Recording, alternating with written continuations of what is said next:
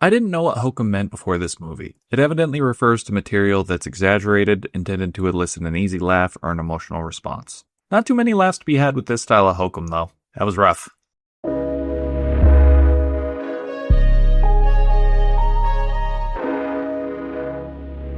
Hokum is about a middle-aged curmudgeon of a writer named Alm Bowman, played by Adam Scott. I've seen Adam in a few other roles, and in my experience, he's usually typecast as the twerpy nice guy.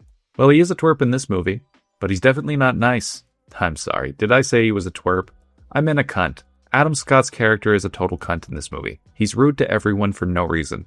Okay, that's not true. You do find out the reason later, and it makes it understandable, but not justifiable. Around the halfway point, I started hoping an angry, drunk Irishman would have taken matters into their own hands and just choked this dude out after one of his smarmy comments. It sounds like I'm wishing that this guy has an encounter with Conor McGregor, but that's not the case. No one deserves to be in a room with Conor McGregor. Yeah.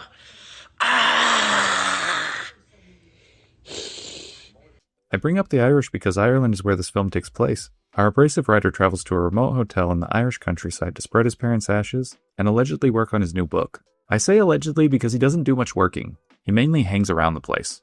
That joke is actually pretty grim if you end up watching the movie. But what's the point here? Where is the narrative going? I'm glad you asked. While Adam Scott's character is staying in this hotel, he meets a very kind young woman named Fiona, played by Florence Ordish? Ordish? I think that's how you say it. I have no idea. God, I'm gonna upset the Irish. There is not! There's no alcoholics in Ireland. There never was. There's no problem with alcohol at all. She ends up going missing. And if there's one thing I know about writers, they love getting involved in murder mysteries, along with alcoholism. So that's what happens. Hokum is a whodunit wrapped in a horror movie package. And it works. This movie is really good.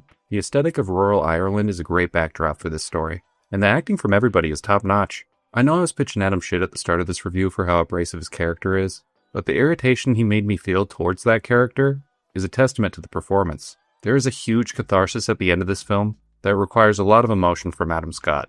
And if he missed those emotional notes, the movie honestly would have unraveled.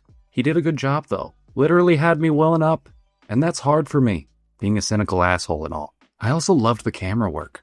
The motion picture is framed very intimate and uncomfortable. That said, it still somehow manages to capture the horrifying beauty of the setting and our characters. The movie is scary too. There's a lot of build-up and subtlety when it comes to the tension, and it had me crawling out of my skin for some scenes. My only complaint is they do overstep a little bit when it comes to the number of jump scares. If you played a drinking game for how many times a ghost pops up behind someone in this movie, you'd be drunk halfway through. Shithoused.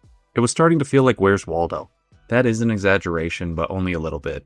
We should all look over our shoulder more often. There might be a ghost there. Chillin'. You know, like that annoying coworker who doesn't know how to mind their business. Just staring at your screen, and they inevitably hit you with the, "What you working on?" Fuck you, Amanda. Yeah, I'm talking about you. Wrapping up, I'd like to say Hokum is an impressive horror movie. In this era of filmmaking, the horror genre has become a bit oversaturated, so I love seeing a horror movie that's not only well made, but also uniquely interesting. I was very vague about the plot of this film, because seeing the mystery play out is a big part of the fun of watching it. Which you should, by the way.